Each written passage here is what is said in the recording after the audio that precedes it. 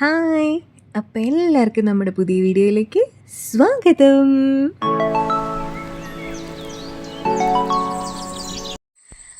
ഇന്നെങ്കിൽ birthday ആണ്.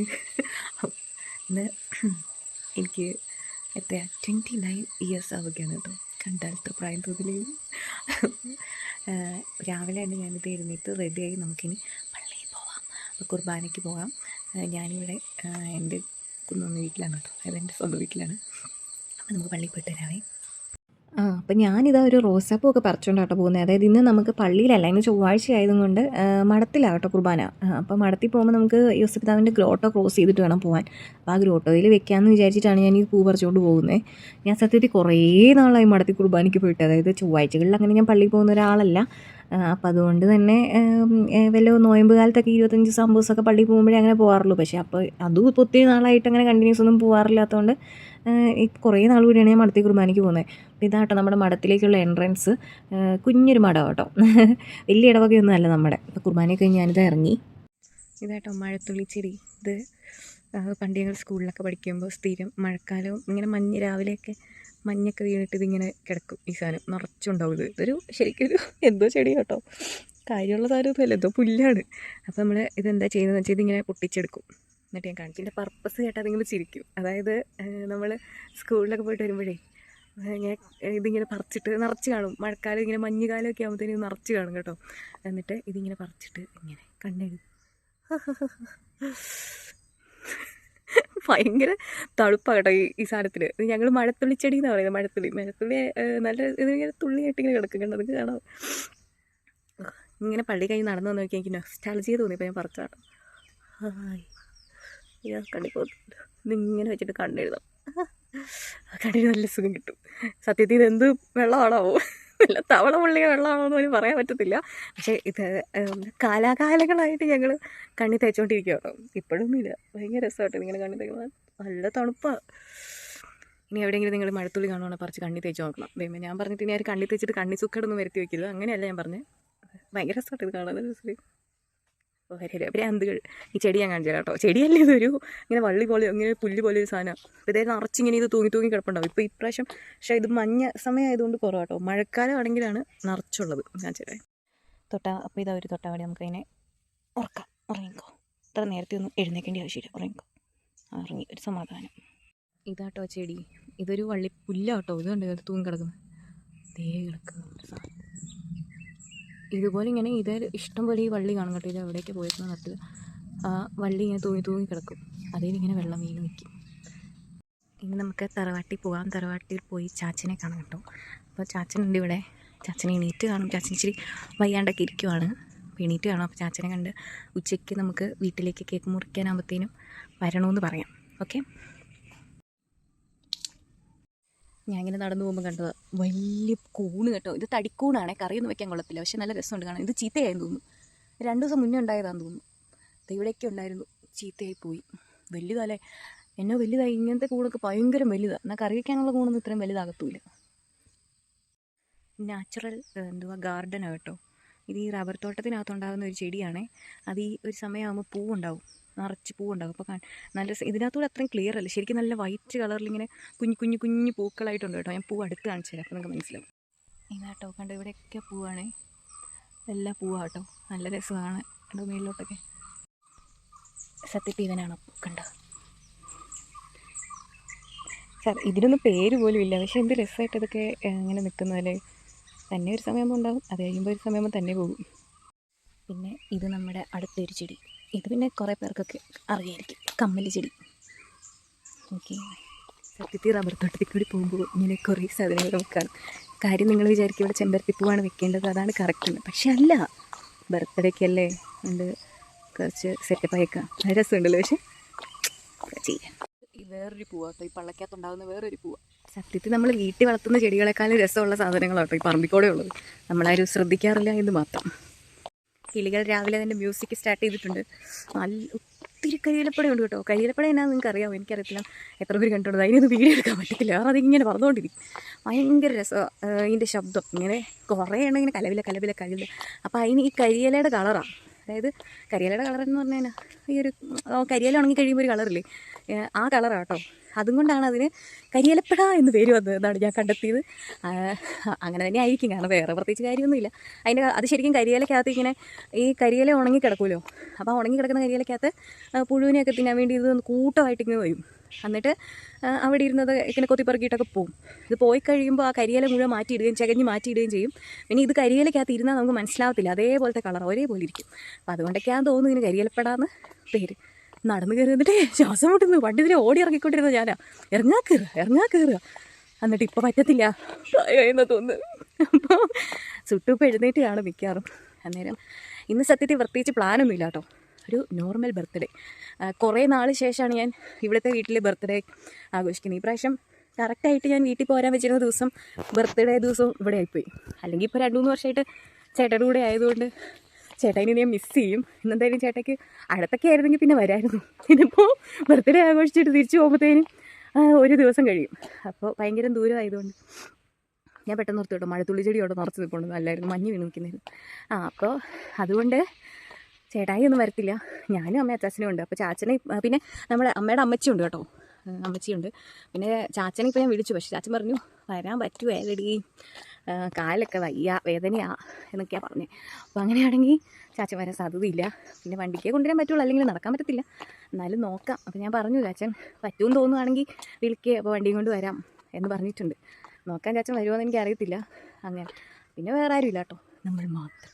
ഒരു private birthday celebration, അല്ലെങ്കിൽ അങ്ങനെ തന്നെയാണോ, വലിയ ഗ്രാൻഡ് സെലിബ്രേഷൻ നാട്ടുകാരൊന്നും വിളിക്കാറില്ല. എന്നാലും ഈ പ്രാവശ്യം ചേട്ടായി ഇല്ലാത്തതുകൊണ്ട് ഒരു ചെറിയ വിഷമമുണ്ട്.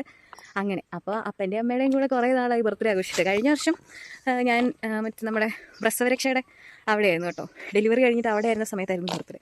അതുകൊണ്ട് അന്ന് കേക്ക് മുറിച്ചു, അവിടെ വെച്ചിട്ട് കേക്ക് മുറിച്ചു. മമ്മി പായസമൊക്കെ ഉണ്ടാക്കിക്കൊണ്ട് വന്നു, അന്ന് അമ്മ ഉണ്ടായിരുന്നു. പിന്നെ സുട്ടുവിനാണെങ്കിലും അറിവായി കഴിഞ്ഞിട്ടുള്ള എൻ്റെ ആദ്യത്തെ ബർത്ത്ഡേ ആണ്. കഴിഞ്ഞ ബർത്ത്ഡേക്ക് അവനിങ്ങനെ കുഞ്ഞു ഭാവിയിലായിരുന്നു. അപ്പോൾ നമുക്ക് അവന് ഒന്നും അറിയത്തില്ല. ഈ പ്രാവശ്യം കേക്ക് കട്ട് ചെയ്താലൊക്കെ എന്തെങ്കിലും മനസ്സിലാവുമായിരിക്കും. അങ്ങനെ നമുക്ക് വീട്ടിൽ ചെന്ന് എല്ലാവരും എഴുന്നേറ്റൊക്കെ കാണും. 7:30 ആയിട്ടുണ്ട് ഇപ്പോൾ സമയം. എന്നിട്ടും മഞ്ഞ് പോയിട്ടില്ല കേട്ടോ തോട്ടത്തിൽ. അപ്പോൾ അങ്ങനെ ഇനി നമുക്ക് ചെന്നിട്ട് ഉച്ചയ്ക്കാണ് ഞാൻ കേക്ക് മുറിക്കാമെന്ന് വെച്ചിരിക്കുന്നത്. അതിനാന്ന് വെച്ചാൽ ചാച്ചന് വരാൻ പറ്റുമെങ്കിൽ ചാച്ചൻ അപ്പത്തേനും ഓക്കെ ആവും.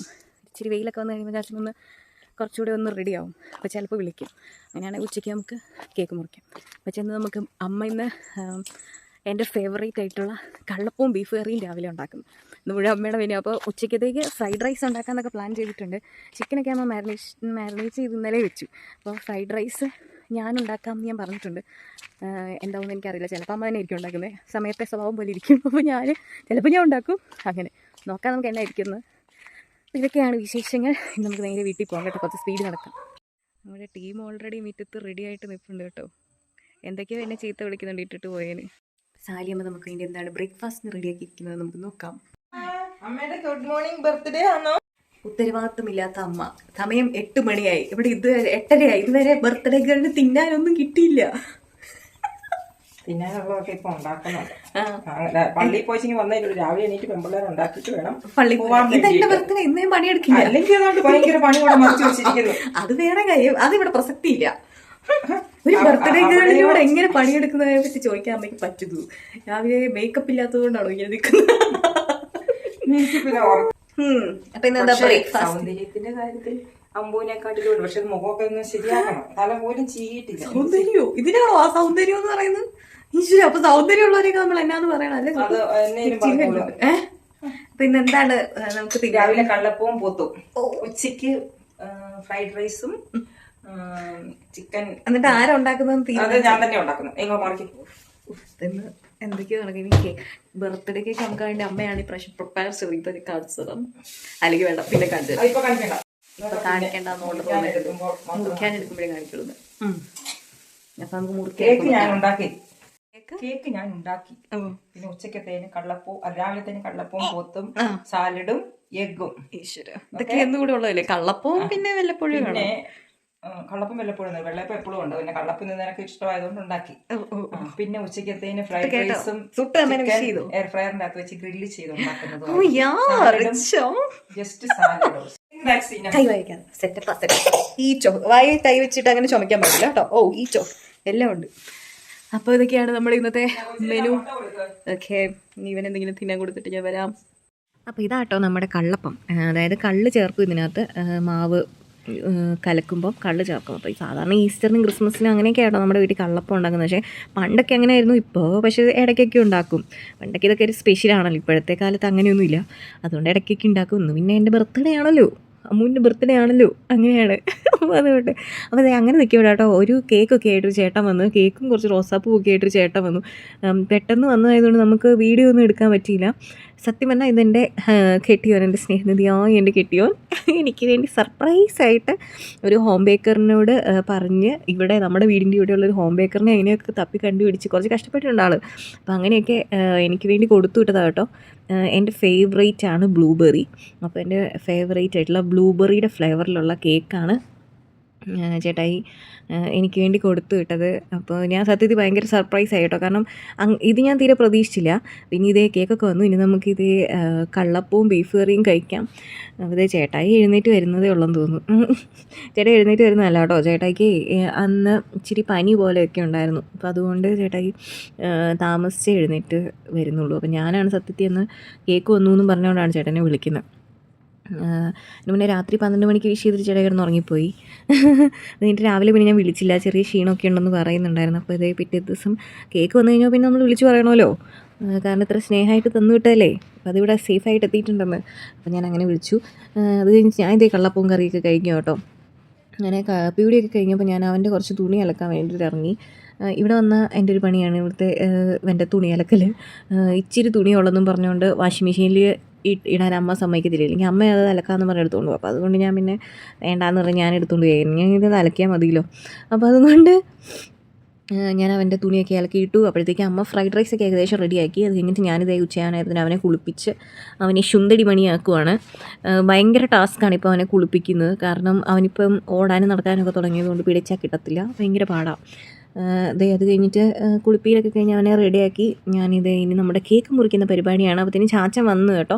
ചാച്ചൻ വരത്തില്ല എന്നൊക്കെ പറഞ്ഞെങ്കിലും ചാച്ചൻ വരാമെന്ന് പറഞ്ഞു. പിന്നെ അത് കഴിഞ്ഞിട്ട് ചാച്ചൻ വന്നു. അങ്ങനെ നമ്മളെല്ലാവരും കൂടെ ഉച്ചയ്ക്ക് കേക്ക് മുറിക്കാൻ പോവുകയാണ്. 2 കേക്കുണ്ട്. ഒന്ന് അമ്മയുടെ കേക്കും ഒന്ന് ചേട്ടായി കൊടുത്തുവിട്ട കേക്കും. അപ്പോൾ 2 കേക്ക് ഞാൻ ആദ്യം ചേട്ടായി കൊടുത്തുവിട്ട കേക്ക് ഞാൻ ആദ്യം മുറിച്ചു. അങ്ങനെയൊന്നുമില്ല കേട്ടോ, ആദ്യം ഒരു കേക്ക് അങ്ങ് മുറിച്ചു. 2 പേരും എനിക്ക് ഒരുപോലെ ഇമ്പോർട്ടൻ്റ് ആയതുകൊണ്ട് എന്ത് ചെയ്യാനായത്, ആരുടെ കേക്ക് ആദ്യം മുറിക്കണം എന്നൊക്കെ പറഞ്ഞാൽ ശരിയാവില്ലല്ലോ. ഇനി ഞാൻ കേക്ക് ആർക്ക് കൊടുക്കണം എന്നുള്ള കൺഫ്യൂഷനിൽ പണ്ട് മുതലേ ഞാൻ ചെയ്യാറുള്ളത് പോലെ തന്നെ കേക്ക് ഞാൻ തന്നെ തിന്നു. പണ്ടേ എൻ്റെ ഒരു സ്വഭാവം കേട്ടോ. എനിക്കറിയില്ല ഞാനെന്തോ ഇങ്ങനെയെന്ന്. ചില സമയത്ത് എനിക്കെന്നെ തോന്നുന്നു എനിക്കെന്തോ കുഴപ്പമുണ്ടോയെന്ന്. അതായത് എൻ്റെ ബർത്ത്ഡേ ആണല്ലോ, അപ്പോൾ ഞാനല്ലേ ആദ്യം കേക്ക് തിന്നേണ്ടത് എന്നും പറഞ്ഞ് എല്ലാ ബർത്ത്ഡേക്കും കേക്ക് മുറിച്ചിട്ട് ഞാനാട്ടോ ആദ്യം തിന്നുന്നത്. പിന്നെ എനിക്ക് തോന്നുന്നു ഇവിടെ കല്യാണം കഴിഞ്ഞ് വന്നതിന് ശേഷമാണെന്ന് തോന്നുന്നു ഞാൻ ആദ്യം കേക്ക് മുറിച്ചിട്ട് ചേട്ടായിക്ക് കൊടുക്കും. എന്നാൽ പോലും ഞാൻ തന്നെ ആദ്യം തിന്നുന്നതെന്ന് എനിക്ക് തോന്നുന്നത്. അപ്പോൾ ഇതേ ചാച്ചനും അമ്മച്ചിയും രണ്ടുപേരെയും കൂടി ഈ പ്രാവശ്യം ബർത്ത്ഡേ ആഘോഷിക്കാൻ പറ്റി കേട്ടോ. അതൊരു ഭയങ്കര ലക്കായി. അങ്ങനെ കേക്കൊക്കെ മുറിച്ച് അതിനിടയ്ക്ക് ചേട്ടനെ വിളിച്ച് അച്ചാച്ചൻ കാണിക്കുന്നതാണ് കേട്ടോ കേക്ക് മുറിക്കുന്നത്. അപ്പോൾ വീഡിയോ എടുക്കുന്ന അമ്മ ആയതുകൊണ്ട് ഭയങ്കര പ്രൊഫഷണൽ വീഡിയോഗ്രാഫർ ആയിരുന്നു. അതുകൊണ്ട് അമ്മയ്ക്ക് കേക്ക് കൊടുക്കുന്ന അമ്മ തന്നെ ക്യാമറ തിരിച്ചു വെച്ചൊക്കെ എടുത്തു. അത് കഴിഞ്ഞിട്ട് ഇതേ ഞങ്ങൾ ഭക്ഷണം കഴിക്കാൻ പോകണം. അപ്പം ചാച്ചനും അമ്മച്ചിക്കും ആദ്യം ഫുഡ് കൊടുത്തു. അപ്പോൾ ആ ചാച്ചനും ഉണ്ട്. അപ്പോൾ ഇവർ 3 പേരും കൂടെ ഫ്രൈഡ് റൈസും അമ്മയുടെ ചിക്കനും കഴിക്കുകയാണ്. അപ്പോൾ അതിനിടയ്ക്ക് അമ്മ വന്നിട്ട് അമ്മയുടെ ഫ്രണ്ട്സിനെ കാണിക്കാൻ വേണ്ടി അമ്മ ഉണ്ടാക്കിയ കേക്കിൻ്റെ ലെയറുകളുടെ ഫോട്ടോ എടുക്കുകയാണ്. അതാണ് ആ കാണുന്നത്. കുറച്ച് കഴിച്ച ഒരാളാണ് ഈ നിൽക്കുന്നത്. മുഖം കണ്ടാൽ അറിയാലോ കേക്ക് കഴിച്ചിട്ടേ ഇല്ലയെന്ന്. പിന്നെ ഇത് വിക്സ് മുട്ടായി കേട്ടോ. ഇതെനിക്ക് ചാച്ചൻ തന്നതാണേ. അതായത് ചാച്ചൻ ഇപ്പോൾ എങ്ങോട്ടും പോകുന്നൊന്നും ഇല്ലാത്തതുകൊണ്ട് ചാച്ചൻ്റെ വേറെ ചോക്ലേറ്റ് ഒന്നുമില്ല. പണ്ട് ചാച്ചൻ്റെ കയ്യിൽ എപ്പോഴും ചോക്ലേറ്റ് കാണും കേട്ടോ. ഞങ്ങൾക്ക് എല്ലാവർക്കും തരും, പിള്ളേർക്കൊക്കെ. അപ്പോൾ ഇപ്പോൾ ഒന്നും ഇല്ലാത്തതുകൊണ്ട് ചാച്ചൻ്റെ കയ്യിൽ വിക്സ് മുട്ടായി ഉണ്ടെന്നും പറഞ്ഞുകൊണ്ട് ചാച്ചൻ എനിക്ക് കൊണ്ടുവന്ന് ഞാൻ സത്യം പറയാൻ ഭയങ്കര എനിക്ക് സങ്കടം വന്നു പോയി അങ്ങനെ കണ്ടപ്പോൾ. അപ്പോൾ അങ്ങനെ അത് കഴിഞ്ഞിട്ട് ഞാനും അമ്മയും കൂടെ ഫുഡ് കഴിക്കാൻ വേണ്ടിയിട്ട് ഇരിക്കുകയാണ്. ഞങ്ങൾ അമ്മ ഉണ്ടാക്കിയ ഫുഡ് ഇങ്ങനെ ഉണ്ടെന്നൊക്കെ ചോദിച്ച് കമൻറ്റൊക്കെ അടിച്ച് ഫുഡ് കഴിച്ചുകൊണ്ടിരിക്കുക. അപ്പോൾ അത് കഴിഞ്ഞപ്പോഴത്തേനും ചാച്ചൻ ഉച്ച കഴിഞ്ഞ് കുറച്ച് നേരം കിടക്കണം. അപ്പോൾ അതുകൊണ്ട് ചാച്ചൻ കുറച്ച് നേരം ഇരുന്നിട്ട് പിന്നെ പോയി കേട്ടോ. അങ്ങനെ ചാച്ചൻ പോയി കഴിഞ്ഞപ്പോഴത്തേക്കും നമ്മുടെ ഹരിതകർമ്മസേനയിലെ ചേച്ചിമാർ വന്നു കേട്ടോ. ആ കൃത്യസമയത്ത് അവർ വന്ന്. അപ്പോൾ അവരുടെ ഇതെല്ലാം കഴിഞ്ഞ് അവരും പോയി കഴിഞ്ഞപ്പോൾ ഇതാ നമ്മുടെ റിലേറ്റീവ്സാണ് കേട്ടോ. ഇവർ ബർത്ത്ഡേ എന്നൊന്നും അറിഞ്ഞു വന്നല്ല, അവർ വെറുതെ വൈകുന്നേരം ഒന്ന് വീട്ടിലേക്ക് ഇറങ്ങിയതാണ്. അപ്പോൾ പിന്നെ കേക്കൊക്കെ കഴിച്ചിട്ട് കാപ്പി കുടിച്ചിട്ട് അവർ കുറച്ച് നേരം കഴിഞ്ഞിട്ടാണ് പോയത്. അവർ പോയി കഴിഞ്ഞപ്പോൾ ശരിക്കും നല്ല മഴയായി കേട്ടോ. വൈകുന്നേരം ആയപ്പോഴത്തേക്കും സത്യത്തിൽ ഞാൻ ആ മഴയത്ത് കിടന്ന് ഉറങ്ങി എന്നുള്ളതാണ് സാധാരണ ചെയ്യുന്ന പോലെ തന്നെ. അങ്ങനെ കുറച്ച് കഴിഞ്ഞിട്ട് ഞാൻ ഉറങ്ങിയിട്ട് പിന്നെ എഴുന്നേറ്റത് ശരിക്കും 7:30 8 മണിയായപ്പോഴാണ് ഞാൻ എഴുന്നേക്കുന്നത് രാത്രി.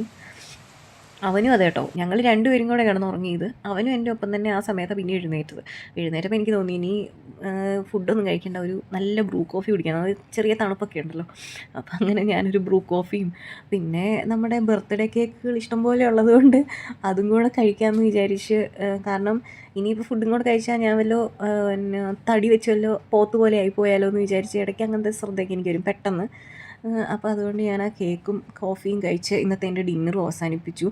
പിന്നെ കുറേ നേരം ടി വി ഒക്കെ കണ്ടിരുന്നു. കാരണം ഞങ്ങൾ 8 മണിക്കല്ലേ എഴുന്നേറ്റത്. പിന്നെ എനിക്ക് ഉറക്കം വരുന്നുണ്ടെന്ന് പറഞ്ഞാൽ അവന് ഉറക്കം വരുന്നില്ലായിരുന്നു. അങ്ങനെ ഞങ്ങൾ ഉറങ്ങാനായപ്പോഴത്തേക്ക് ഏകദേശം 1 മണി കഴിഞ്ഞപ്പോഴാണ് കേട്ടോ പിന്നെ അവൻ ഉറങ്ങുന്നത്. അവനെ കുറ്റം പറയാൻ പറ്റില്ല, വൈകുന്നേരം ആ നേരത്ത് കിടന്ന് ഉറങ്ങിയിട്ട് പിന്നെ പെട്ടെന്ന് ഉറക്കം വരില്ലല്ലോ. അങ്ങനെ 1:30 ആയപ്പോൾ ഞാൻ കിടന്നുറങ്ങാൻ പോവുകയാണ്. ഈ നല്ലൊരു ബർത്ത്ഡേ ആയിരുന്നു കേട്ടോ, ദൈവത്തിൻ്റെ അനുഗ്രഹം കൊണ്ട് ഈ വർഷത്തെ ബർത്ത്ഡേ നല്ലൊരു വർഷമൊക്കെ കഴിഞ്ഞു. ഇനി അടുത്ത വർഷം നല്ലതാവട്ടെ എന്ന് പ്രാർത്ഥിച്ചുകൊണ്ട് വീഡിയോസൊക്കെ ഇഷ്ടപ്പെടുകയാണെങ്കിൽ ചാനൽ സബ്സ്ക്രൈബ് ചെയ്യാനും ഷെയർ ചെയ്യാനും ലൈക്ക് ചെയ്യാനും ഒന്നും മറക്കരുത്. പിന്നെ ഫ്രണ്ട്സിനോടൊക്കെ പറയണം, അതും മറക്കരുത്. പിന്നെ നിങ്ങളുടെ അഭിപ്രായങ്ങളൊക്കെ കമൻറ്റ് ചെയ്യണം. അപ്പോൾ ഇനി ഈ വിശേഷങ്ങളൊക്കെ ആയിട്ട് അടുത്ത വീഡിയോയിൽ കാണാം. അതുവരെ എല്ലാവരും ടേക്ക് കെയർ, ബൈ ബൈ.